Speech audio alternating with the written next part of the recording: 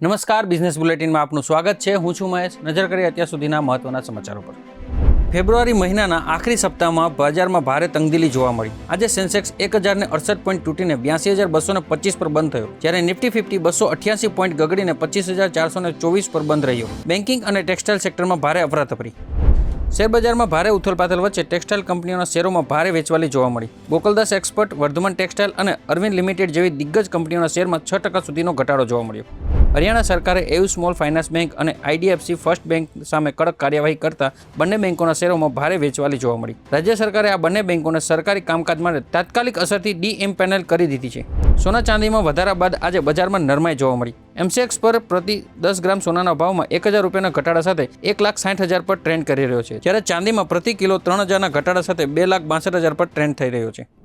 તો આ હતા અત્યાર સુધીના મહત્વના સમાચાર। આવા સમાચારો જાણવા માટે આપ જોડાયેલા રહો બેનિફિટ ન્યૂઝ સાથે।